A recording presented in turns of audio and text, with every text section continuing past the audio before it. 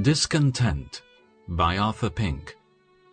I have learned to be content whatever the circumstances. Philippians 4:11.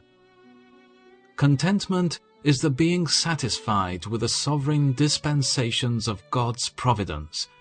It is the opposite of murmuring, which is the spirit of rebellion. The clay saying to the potter, "Why have you made me thus?"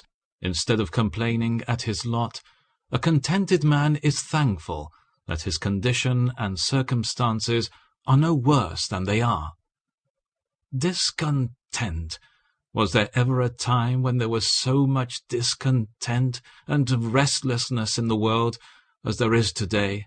We very much doubt it. Despite our boasted progress, the vast increase of wealth, the time and money expended daily in pleasure, discontent is everywhere. No class is exempt. Everything is in a state of flux, and almost everybody is dissatisfied. Many even among God's own people are affected with the evil spirit of this age. Contentment. Is such a thing realizable, or is it nothing more than a beautiful ideal, a mere dream of the poet?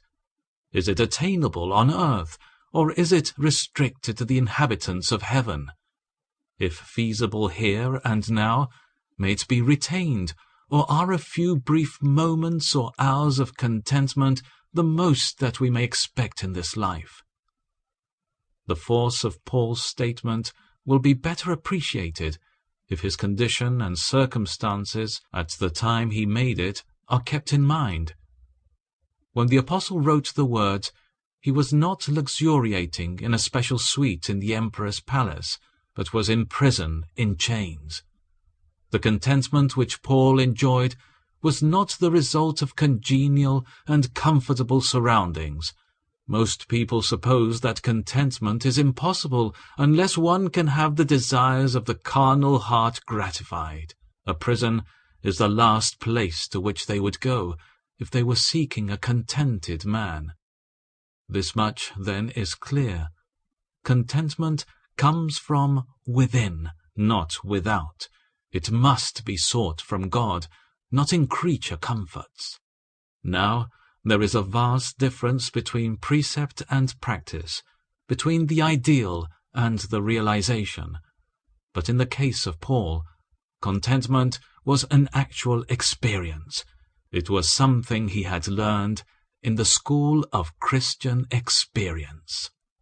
Keep your lives free from the love of money, and be content with what you have, because God has said, "Never will I leave you, never will I forsake you."